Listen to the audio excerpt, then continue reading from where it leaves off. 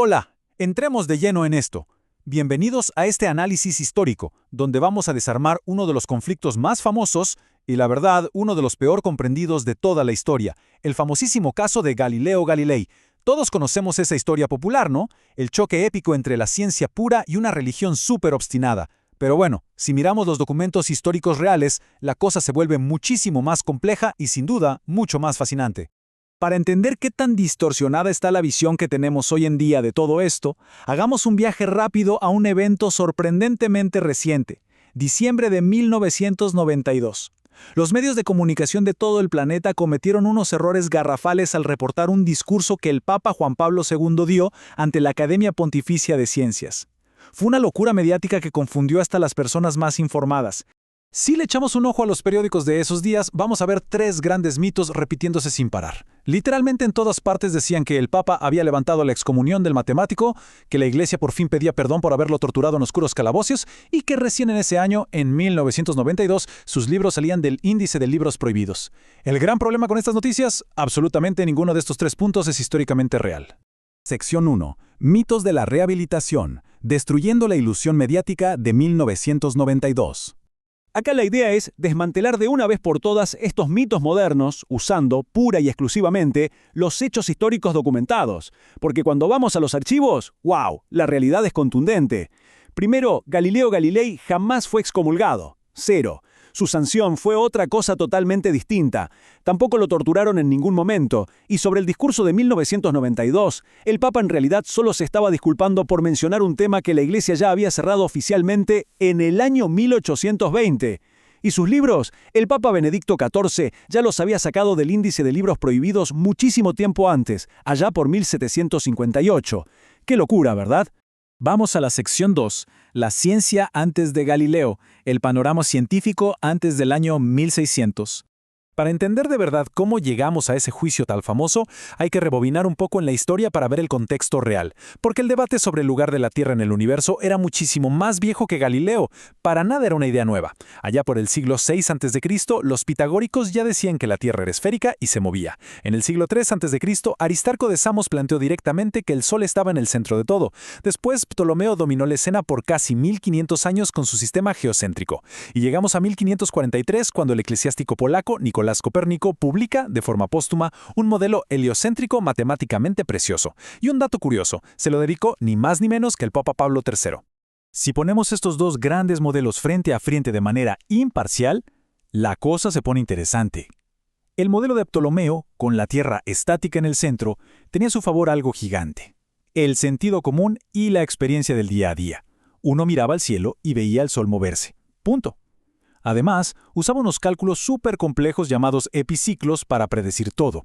Por otro lado, el modelo de Copérnico era una maravilla matemática que ponía al Sol en el centro. Era súper elegante y cohesivo, pero tenía un problema enorme. En ese preciso momento de la historia, no había forma de probarlo físicamente. Y sin esa prueba física irrefutable, la gran mayoría lo veía estrictamente como una teoría matemática muy útil, y nada más. Sección 3. El telescopio y la teología, descubrimientos y la reforma protestante. Acá entramos en un territorio increíble, porque iniciamos una era donde el debate científico de repente choca de frente y peligrosamente con la teología. En 1609, Galileo agarra un telescopio mejorado por él mismo, apunta al cielo y se queda boquiabierto. Empieza a ver cráteres, montañas y valles en la Luna. Descubre 4 lunas dando vueltas alrededor de Júpiter. Nota que Venus tiene fases, igual que nuestra Luna, y percibe que la Vía Láctea está llena de una cantidad impensable de estrellas. Galileo escribe todo esto súper emocionado en su obra Sidereos Nuncius. Estos hallazgos lo terminaron de convencer por completo de que la teoría de Copérnico era la verdadera realidad física. Pero claro, Europa era un polvorín político y religioso en ese momento. Miren esta cita de Martín Lutero, la figura central de la Reforma Protestante. Él rechazaba tajantemente el modelo de Copérnico, y esto nos sirve muchísimo para dimensionar la inmensa tensión teológica de la época. Al aferrarse a una interpretación 100% literal de la Biblia, incluso los grandes reformadores protestantes se oponían con muchísima agresividad a cualquier idea de que la Tierra se moviera. Y aquí entra un concepto fundamental para entender todo esto: salvar las apariencias. En la ciencia de esa época, esto significaba dar una explicación matemática que encaje con lo que vemos en el cielo, pero sin afirmar que esa es la realidad física absoluta. Entender esto es súper clave porque explica por qué la Iglesia Católica al principio no tuvo ningún problema con el gran trabajo de Copérnico. Mientras el heliocentrismo se usara solo como un modelo teórico útil para hacer mejores cálculos, sin decir que contradecía físicamente al texto bíblico literal, todo bien, era aceptado y enseñado. Sección 4. El juicio de 1633. Choque de egos y el clímax del conflicto. Aquí es donde las cosas realmente se salen de control. Y ojo, el clímax no es una simple historia lineal de libertad intelectual contra opresión.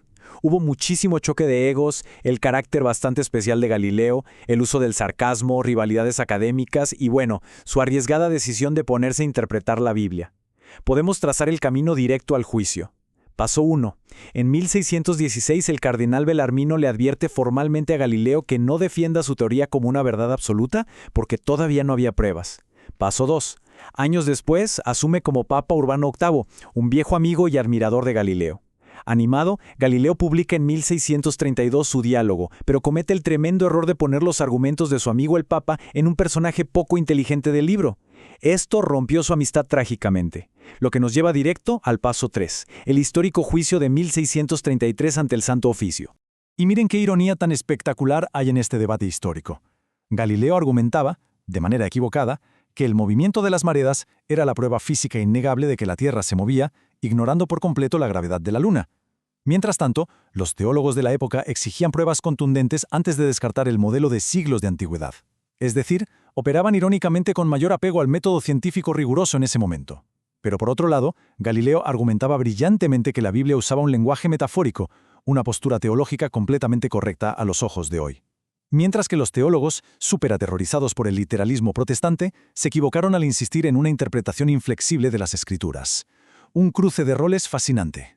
Después de todo el juicio, llegamos a la sentencia, prisión formal. Y acá es donde derrumbamos otro mito gigantesco. Nada de calabozos oscuros ni cadenas. Esto se tradujo básicamente en arresto domiciliario. ¿Y dónde cumplió esta condena? Bueno, primero, con todas las comodidades en la Embajada de Toscana. Después, alojado con todos los honores en el lujoso palacio del arzobispo de Siena. Y finalmente, en su propia y tranquila villa privada en Arcetri, a las afueras de Florencia.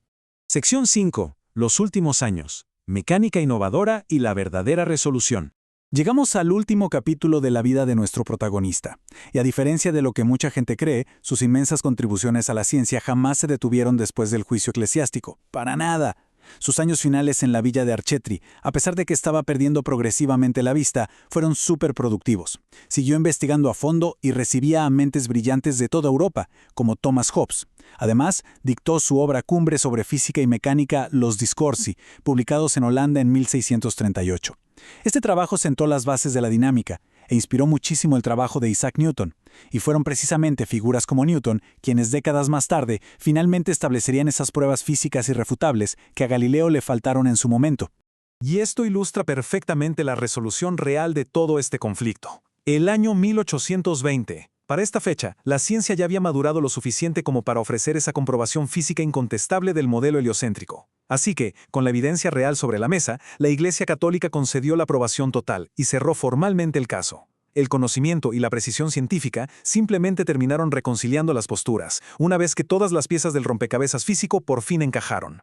Para cerrar este análisis a fondo, vale la pena dejarnos pensando en esta gran pregunta. Si todos los documentos de primera mano nos demuestran que esto no fue una simple película de buenos contra malos, sino un choque lleno de matices, de egos gigantescos, de pruebas científicas a medias y miedos teológicos, ¿por qué nos resulta tan fácil creernos el mito simplificado del mártir contra la superstición? Es un recordatorio superpoderoso de cómo nuestros prejuicios modernos pueden alterar la forma en que vemos los hechos, y de por qué es absolutamente esencial investigar las fuentes históricas reales. Ojalá que esta inmersión profunda haya aportado mucha más claridad sobre este capítulo tan importante en la historia de cómo entendemos el universo. ¡Hasta la próxima!